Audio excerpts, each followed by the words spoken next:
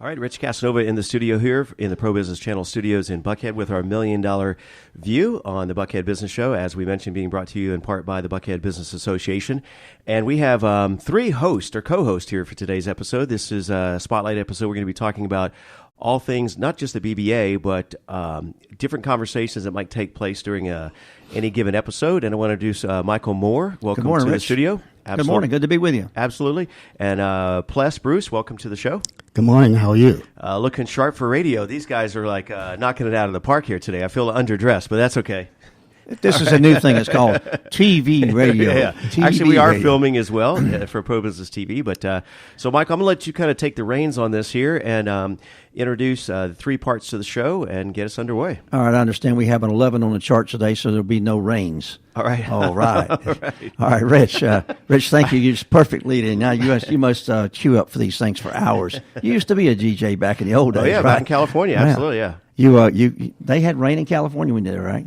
In Southern California. In Southern Is that California. the song? Yeah. All right. Well, anyway, it's good to be with you today, representing the Buckhead Business Association here, who co-sponsors this show and brings together to you the very best of Buckhead from the side of what does our retail look like? We talked about that before. What does our wholesale look like? We've certainly got manufacturing. Remember, Sweetwater's down the street. And then lastly, if you've got a real business and you're in one of those big, tall buildings and you pay very high rent and you fly all over the country, then you can be in Buckhead as well. So we've got a whole plethora of process. And one of the things we're going to talk about today with Ples Bruce, since he's going to be looking at a little bit of co-hosting in the future with us, is talk about the backgrounds of people. Now, Ples is very interesting, and he'll share some of that with you, but when you've worked with IBM, when you've worked with Delta, and when you've worked with Dell Computers, and you've worked with all types of businesses, you've certainly seen the whole spectrum of small and large business. And really it comes down to presenting yourself, and really it comes down to making a relationship, and really it comes just down to how do you sell on an everyday basis? What's the key components of the success in working with a lot of different type of companies, which is what we have represented at Buckhead. So over the next few weeks, 6 or 8 weeks, we're going to see a pretty wide smattering. That's a good word, smattering? I'll take that, yeah. Smattering of people. So the reason I'm sitting here today is I'm representing a way to get the kind of people into the room we need to get in the room. So Ples, tell us a little bit about yourself today and what you're looking forward to over the next few weeks as well. And matter of fact, tell us a little bit about what we can expect in the next couple of segments of the show. Sure. It was my pleasure to be here today. I tell you, this is just an exciting environment to be in today for business. And Wares is the epicenter of business in Atlanta, but in the Buckhead area. And so I think this is really where the pulse is of a lot what happens around the city. And I've had the pleasure, actually, and been blessed in my life. I grew up in Atlanta. I'm a native of Atlanta. I'm one of those few folks, or anyone listening out there in the world, can say, oh, I can check that off my list now, because I've actually heard someone from Atlanta who actually grew up here. And I'm actually a child of Buckhead. Even though I didn't live in Buckhead growing up, I went to high school in Buckhead, considered to be in Buckhead, and did a lot of things here in Buckhead growing up. And so I feel like I've seen the evolution of business here in this area. And as you said before, I've worked for large companies, I've worked for small companies, but the one thing that's constant throughout all of those relationships was the relationships. And that's what I believe we're going to talk about today, the importance of establishing relationships and how to understand them, establish them, but also how to understand how to work within them to help you achieve what your goals are. Very good. Well, it's interesting when you talk about the old Buckhead. Can you imagine that the tallest buildings in Buckhead used to be just 2 stories? Really serious? and could you remember if you're Buckheady and you got 550 Far Road, that was our first skyscraper. Wow. And then you had Lenox was an open air mall? Absolutely. Well, Lenox was actually a cow pasture and then became an open air mall. Unbelievable. So I imagine, as well as during the course of the show, we'll be talking about new offerings and new developments in Buckhead. Well, one of the opportunities we're always looking at is how we present our opportunities for networking and how we intertwine our businesses. I know we've had Simply Buckhead magazine has birthed about 5 years ago, and really made a difference. And that goes back to the old one-story buildings. We used to have just a little section in the AJC that might talk about Buckhead, and then we've moved on to getting new and different things. One of the things I wanted Ples to focus on today was just looking at the impact of what we do today in a marketplace to sell ourselves and our products into the different areas, making sure the receptiveness is there. So talk a little bit about that large account and small account process you've gone through in the years. Well, typically in a larger account, the experience and some of the relationships may already be established.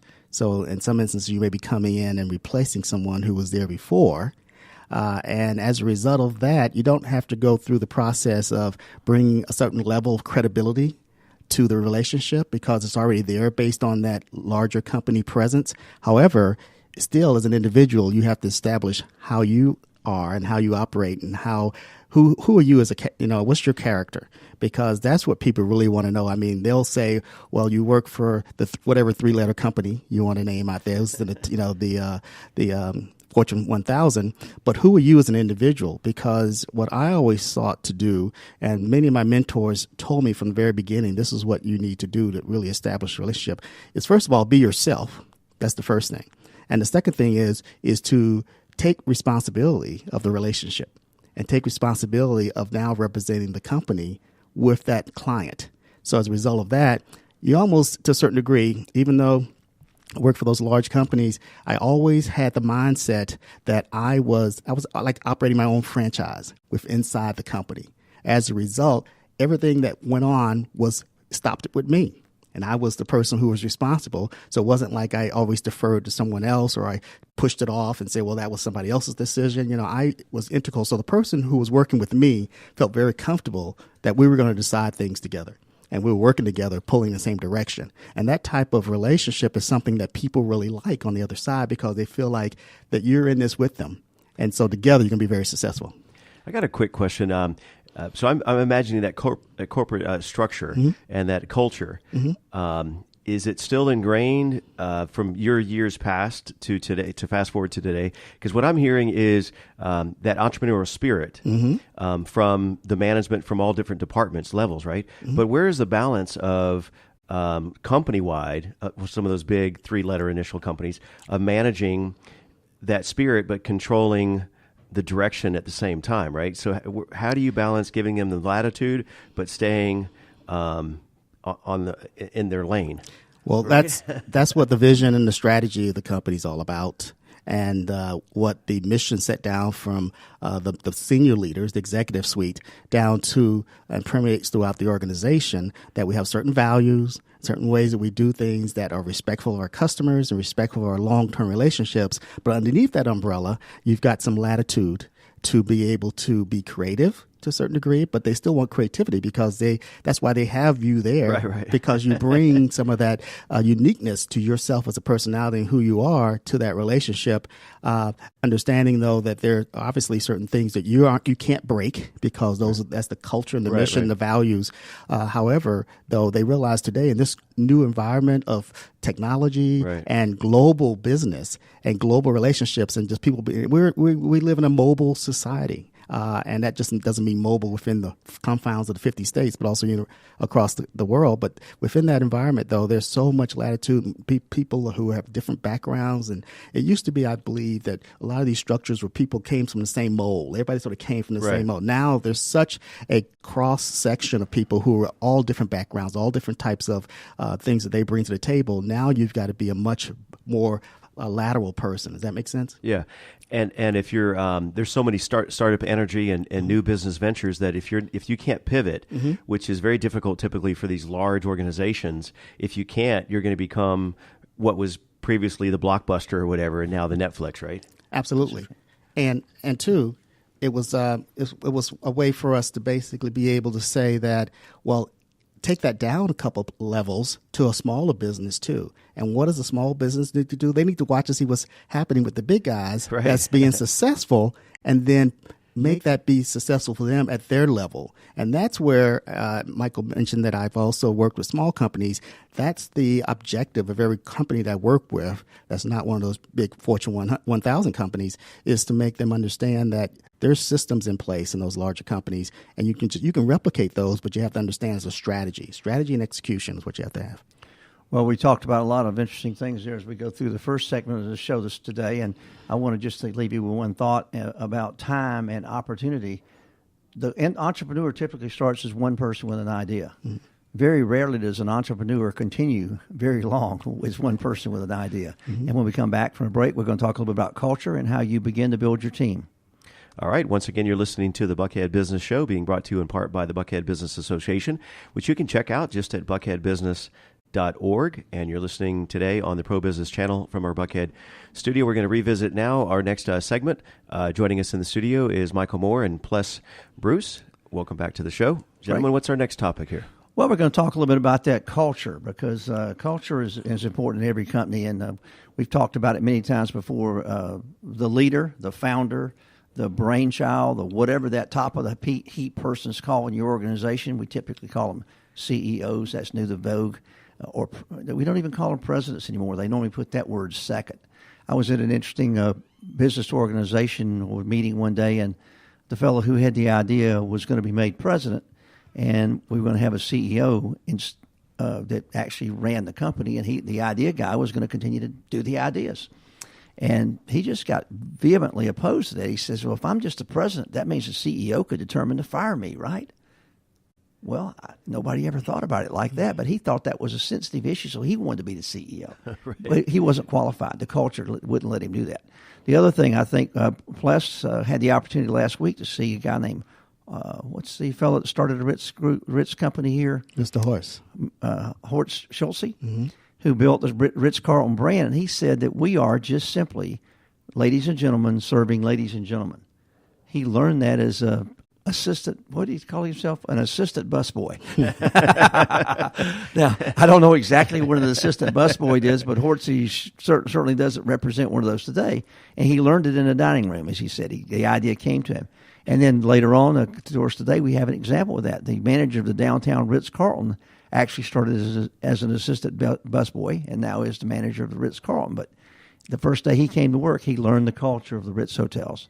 And it was given to him by the leader of the Ritz hotels at the time, because Mr. Schulze is the fellow who briefed that assistant busboy. Absolutely. And that vision, as you said, the leader, now they call them visionaries somewhat today because of this, very much of this entrepreneurial environment that we live in. The visionaries who are disruptive in nature. That's some of the wording and terminology here today, because that's what's building some of these very rapid companies that are having valuations going from $0 to $65 billion in a matter of about 5 or 6 years. But underneath that umbrella, though, you look at the background of many of those individuals, who those CEOs and COOs or CTOs of those companies, and you'll see that many of them have long relationships in the tech community. They are people who have started and worked their way through other companies, and people know them, and people know of their work and their work ethic and their results. And then they're tapped when the opportunities present themselves, because they've proven already that they're people that know other people and have relationships, but also people who can do things. So we talked about relationships, and that's how relationships comes into why it's important to have those, establish those, nurture those, but also be a servant in that relationship. And you talked about the folks at Ritz-Carlton. I think they have quite a servant service mindset, and that's what's made them so successful. Well, they do. I think I don't remember the number exactly, but I believe there's 24 different covenants that they practice and preach, and that's their job. We've all heard about fraternity stories about learning the book. I think their book only has 24 points, but they practice them every day. Let's move a little bit and talk about the technology. Today we certainly aren't walking around with 3x5 cards in our pockets anymore, and we're depending upon our cell phones. We are relying upon our emails. We are praying that our PowerPoint works. Let's see, how else can we phrase this dependence upon technology? As I mentioned, Ples has been fortunate to work with Dell as in a grow-up mode. Work, of course, with IBM. We've all been exposed to what Big Blue can or can't do on some days. And how the company, as you mentioned, the CTO becomes really the center point, actually the hub in many cases of a business success. You can't track your sales without computers. You can't deliver product without logistics. You can't. All those things require technology. So, absolutely. In a very short amount of time, I'd say less than 20 years, we've seen the elevation of the chief technology officer, whose title did not exist 20 years ago. It was a person who basically ran the IT department. Sure it did. We called him Geek. Exactly, yeah. It was a different abbreviation with a whole different connotation, but we had one. Well, the proliferation of data-driven organizations over the last 20 years is what has propelled this person and their department into a C-suite type of a relationship, integral part of the overall present and future strategy of the company. And this is actually true no matter what type of company you have, whether you have a Fortune 100 or you have a storefront here in Buckhead that has a very boutique type of clientele, and you have a much smaller number of individuals may interact with, but they're just as important. So again, driving your business with numbers and data is and that's where technology comes in. And the Rolodex you mentioned earlier, some of us still call it a Rolodex, even though I think they may exist or may not exist, but it was that place where you kept those close, you had two sets of contacts. You had your acquaintances and then you had your inner circle. And it was always important that you let your inner circle always know what you were doing, because you may change jobs, move, and then vice versa. Because why? Because you always want to maintain that relationship, because that was the ones that in certain areas have proved to be most beneficial. But you always had those acquaintances too, those people who you always could reach out to. So today hasn't changed that. It's just that we have technology, and they call them CRM, customer relationship management, or relationship management, more or less, that they have these systems which everyone should have. But it's a way to quantify the relationship and not have you to rely on having to remember all these things we used to have to remember before and have to worry about writing them down. They have something else to track it. But it's interesting. You think about it. Most of us may remember our first phone number. I guess the current generation is only going to have one phone number. They're going to remember. They're going to keep that phone number. I was speaking with someone from rural Virginia the other day, and they were fortunate enough to have gotten a 703 area code, which is kind of like the coast in Richmond and not too far from D.C., but in the random drawing of reassigning numbers, they got a 703 area code, and they appreciated it. They thought they knew how valuable that was to have an identity, a place to put their flag, a place to keep their flag. Well, Rich, probably you have a 404 number. You're a real Atlantan, aren't you? Absolutely. And one day, remember 305 area code for Miami? Yeah, Miami. South Florida. Well, one day on one show today we'll talk about area codes. We'll have a little test. Right. People can dial in. You know why 212 is New York, right? Okay, yeah. And you know why 202 is D.C., right? Tell me. Okay, we'll get that on the show one day. We'll talk numbers in another episode, yeah. But it is interesting because you talk about the numbers in the new, not just new generations, but us. We don't know anybody's numbers. It's just programmed in our phone, right? Lose your phone, you're up a creek. So I got 4 kind of quick observation takeaways. We'll move into our next segment here as we close out this segment. So I love this idea what Ples was talking about of being a visionary. That is kind of the Richard Branson type of folks that I think most companies want to acquire or aspire to that, have that talent on board, right? Another thought was you were talking about this wireless technology and as amazing it is. You talked about the evolution of the last 20 years, but there's this yin and yang of being the amazing technology, the wireless, but we're tethered at the same time to it, right? That's right. You have a wire hanging off your head right now. Right, yeah, but a lot of times we can't function. We get so you talk to people and you give them the address and you give them the location of 2 landmarks. They know the landmarks in their head. They say, absolutely, I know where that's at. They still want the address for their GPS. So that's a challenge. And then finally, 2 other points, this idea of the CTO. Back in the day, it was like the nerds taking over the world, right? And we're kind of on the cusp of that, right? The guy who could turn on the projector in the 7th grade. He was a nerd. Yeah. And then finally, I'm going to coin this phrase on air live. So I'm going to need to get my patent attorney on. Get your pens out. Get your pens out. Write this down. But Ples has been tossing around all these terminologies we've heard of the Fortune 100s, the Fortune 1000s. But you also talked about you work with startups, and we're both in Atlanta in startup spaces, right? In this incubator space.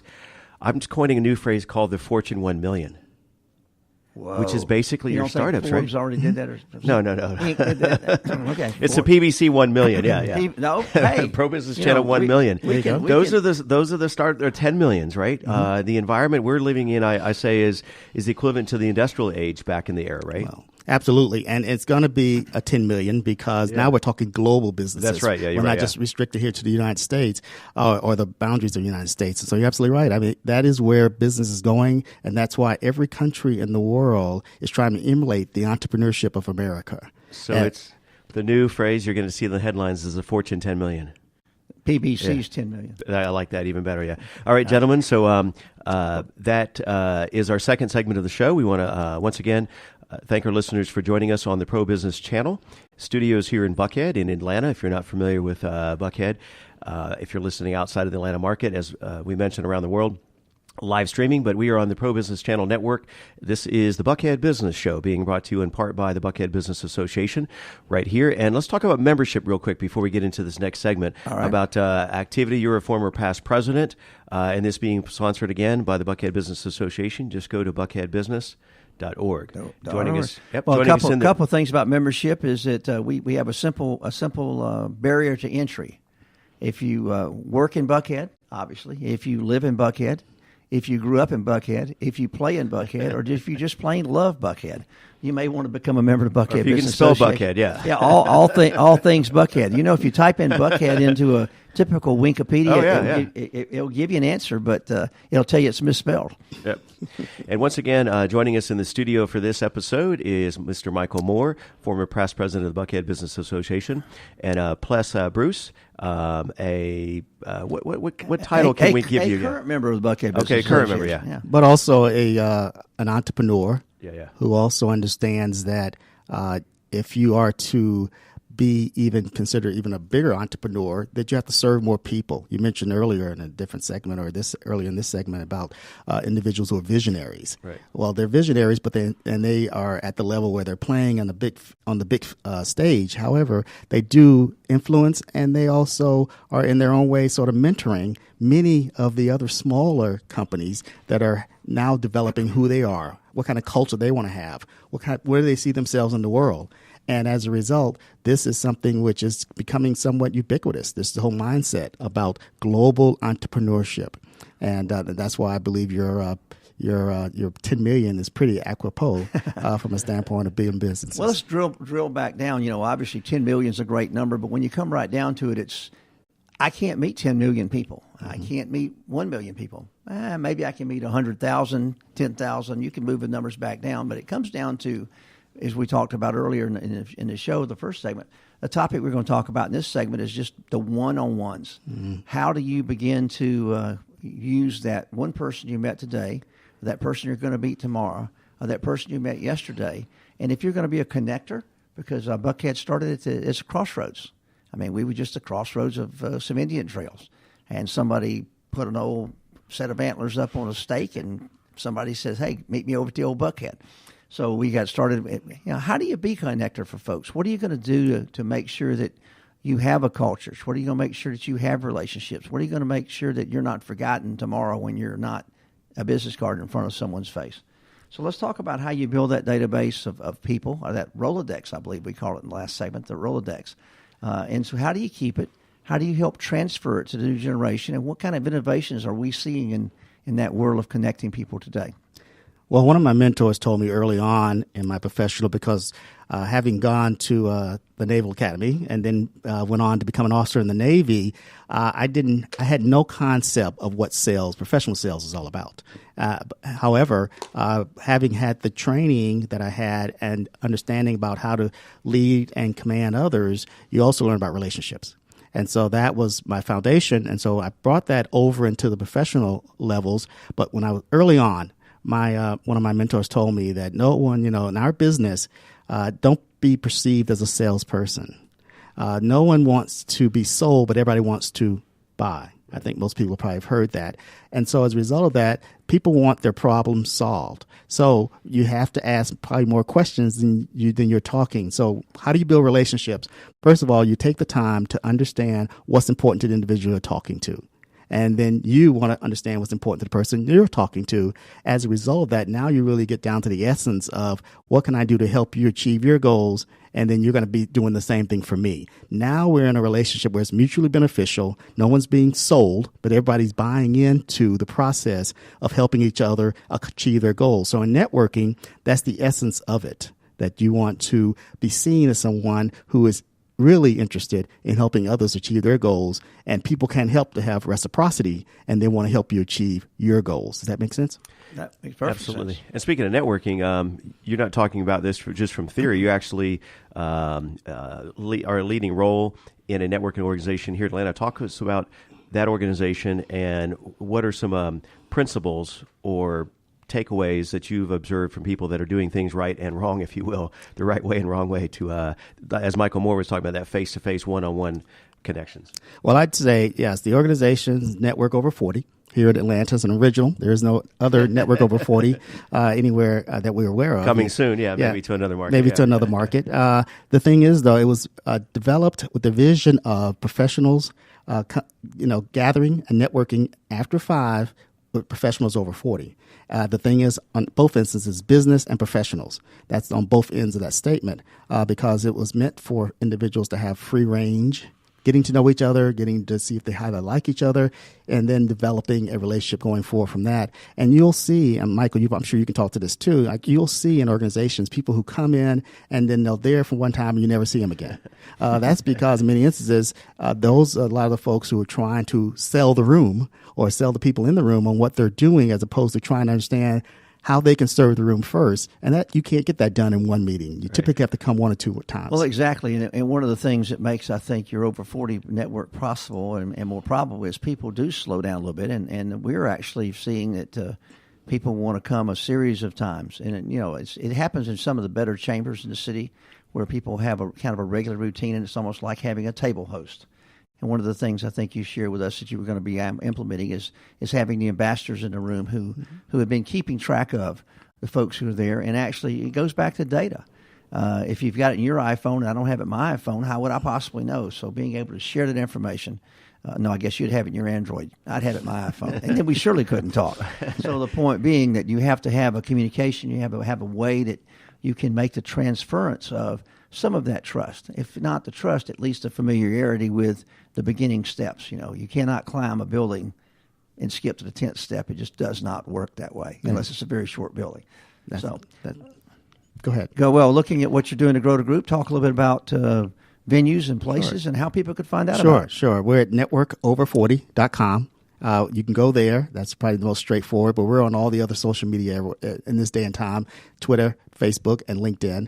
And our mission is, again, to be in the best venues that represent not only the professionalism of the group, but also a very pleasing and an environment where people would want to come and maybe come back later and have dinner or bring their family or something to that effect, or just network with others there. And that's what we partner with these venues to not only showcase their areas, but also give our members a place where they can actually feel very comfortable and they can concentrate on interacting with each other and not anything else that may be distracting them. And so that's what we're doing. And it's very exciting because we're in an environment where this is, again, like an epicenter of business, this area, but also Midtown Atlanta and also at the perimeter of Atlanta. You mean the perimeter and the gallery and all the other crossroads in Atlanta. So speaking of networking, the BBA hosts events as well. Talk to us about some of their events. Well, the BBA, of course, has at least 3 monthly breakfast. Has at least 3 weekly breakfast meetings per month. And then, of course, we normally have a 4th meeting, which we normally do in after hours. We have other specialty events during the year. We have a Young Bucks group as well as we have a leadership group that goes on throughout the year. We have an annual luncheon, which is always where the who's who stand. And then lately, although this is late for recording, we'll have our signature lunches just 2 days away. It'll be held at 103 West. It's going to be an update on safety. We give away safety awards every year to fire and first responders as well as police and the sheriff's department.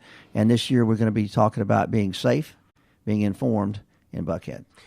So as we finish out this segment, share with us once again, I heard Ples talk about his naval history and sales, but there's no sales training in the military, is there?